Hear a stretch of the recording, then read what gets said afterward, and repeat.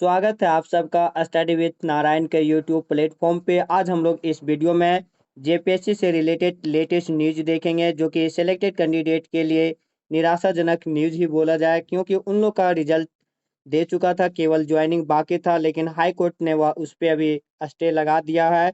किस कारण से लगाया है, क्या है रीजन, वो हम लोग देखेंगे इस वीडियो में। पूरा डिटेल आप सब लास्ट तक बने रहिएगा। हम लोग देखते हैं जो कि प्रभात खबर का जो ई पेपर है, उसमें जो प्रकाशित हुआ था न्यूज, उसके अनुसार से हम लोग देखते हैं। नेता जेपीएससी को झारखंड हाई कोर्ट से लगा तगड़ा झटका। 342 सीटों के लिए हुई परीक्षा के रिजल्ट पर अप्रोच रोक। मीन्स झारखंड हाई कोर्ट ने जो अभी जेपीएससी का 11वीं से 13वीं जेपीएससी का जो रिजल्ट प्रकाशित किया है, केवल उसका ज्वाइनिंग बाकी है, उस पर रोक लगा दिया है।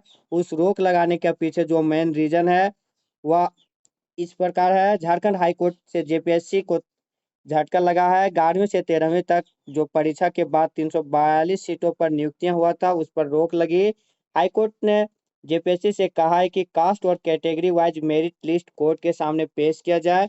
मीन्स जो एक दिव्यांग स्टूडेंट था जिन्होंने कि हाई कोर्ट में यह केस किया है, उसके मुताबिक ये था कि दिव्यांग कैटेगरी का जो सीट था उस पे 13 सीट था, लेकिन ज्वाइनिंग 8 सीट हुआ दिव्यांग कैटेगरी का, और 5 सीट दिव्यांग कैटेगरी पे ज्वाइनिंग नहीं हुआ, उसके जगह पे दूसरा कैटेगरी को ज्वाइनिंग दे दिया गया है।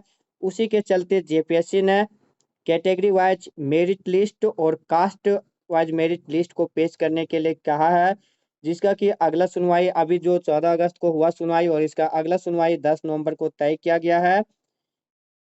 अभी हम लोग देखें, एक दिव्यांग अभ्यर्थी के द्वारा यह याचिका अनपीआईएल दर्ज किया गया था हाई कोर्ट में। इसमें हम लोग पूरा देखें, 342 पोस्ट के लिए जो रिजल्ट हुआ था उसको रोक लगा दी। कोर्ट ने पूरा रिजल्ट मेरिट लिस्ट के साथ मांगा है। कहा है कि जेपीएससी कास्ट और कैटेगरी वाइज कोर्ट के सामने रिजल्ट पेश करे।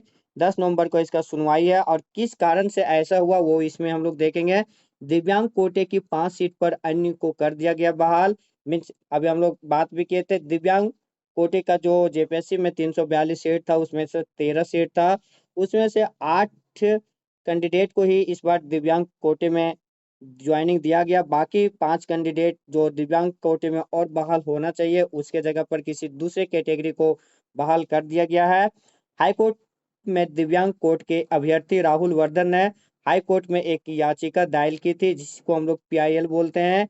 उनकी याचिका पर जस्टिस आनंद सेन की अदालत में सुनवाई हुई।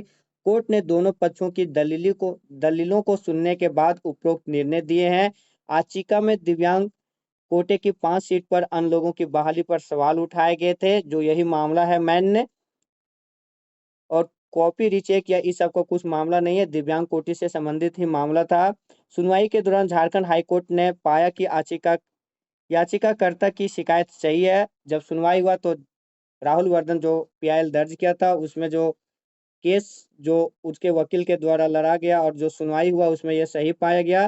13 सीटें दिव्यांगों के लिए आरक्षित थी। इनमें से 8 सीट पर दिव्यांगों को पास किया गया, और 5 सीट पर अन्य लोगों को पास घोषित कर दिया गया, जो कि यह सरासर गलत है। कोर्ट ने जेपीएससी से कहा है कि दिव्यांग कोटे की 5 सीटों को उनके लिए रिजर्व रखें।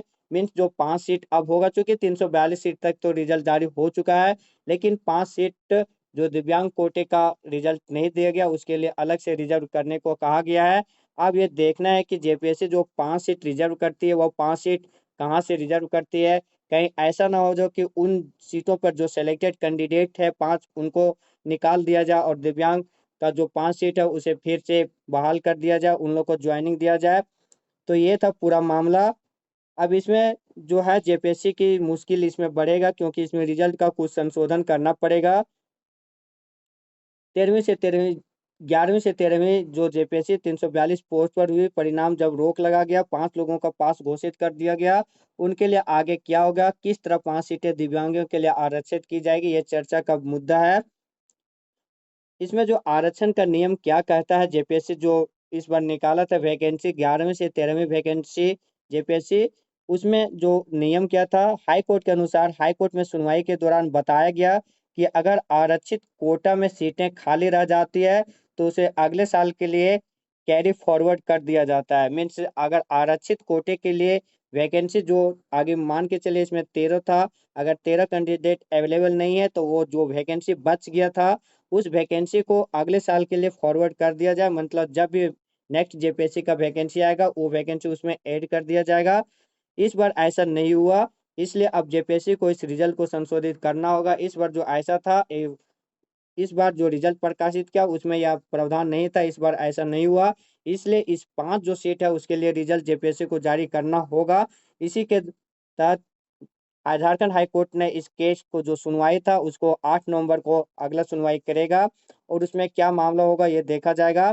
तो ये था जेपीएससी से रिलेटेड जो न्यूज़ था, पूरा हम लोग डिटेल एक्सप्लेनेशन देखे जो कि प्रभात खबर का इलेक्ट्रिक न्यूज़ था, वो हम लोग इसमें पूरा चर्चा किए। जो भी चैनल में नए होंगे प्लीज़ चैनल को सब्सक्राइब कर बेल आइकन जरूर प्रेस कीजिएगा ताकि हर एक इन्फॉर्मेशन आपको प्राप्त हो, चाहे वह कोई भी एग्जाम से रिलेटेड या स्टडी मटेरियल पीडीएफ नोट्स सब मिल जाएगा। चैनल में जो नए होंगे सब्सक्राइब कर बेल आइकन प्रेस करने के साथ वीडियो को लाइक और शेयर भी जरूर कीजिएगा। पीडीएफ टेलीग्राम चैनल का जरूर ज्वाइन कर लीजिएगा ताकि हर एक स्टडी मटेरियल्स उसमें जो प्रोवाइड होता है फ्री ऑफ कॉस्ट वो सब आप सबको प्राप्त हो सके। मिलते हैं नए वीडियो में, तब तक आप सब अपना ध्यान रखिएगा। धन्यवाद। जय हिंद।